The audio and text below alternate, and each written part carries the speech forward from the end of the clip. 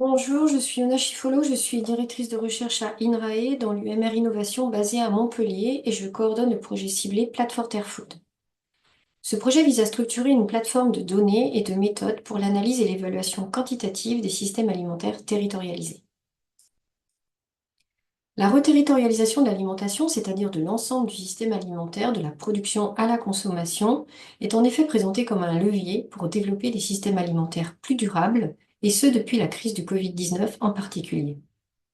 Un ensemble de travaux questionne cet effet levier depuis plus longtemps, en France comme à l'international, à travers différentes approches théoriques et hypothèses sur les déterminants ou facteurs de transition inhérents à ces systèmes ou bien activés par ces systèmes.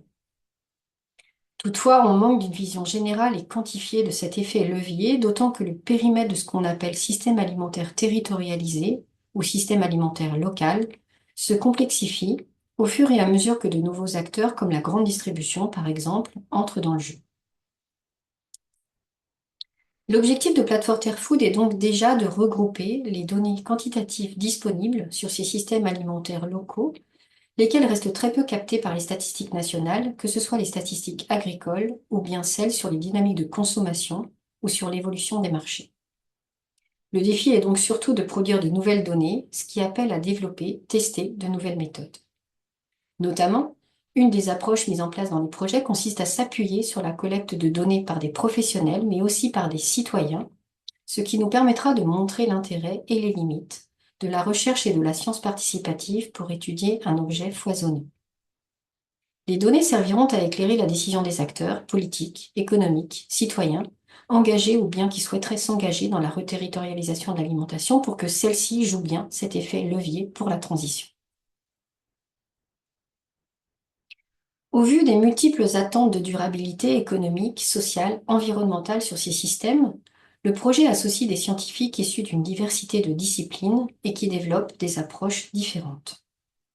En cohérence avec l'enjeu de recherche participative, le projet s'appuie également sur de nombreux partenaires socio-économiques, notamment des têtes de réseau réunies au sein du réseau mixte technologique alimentation locale.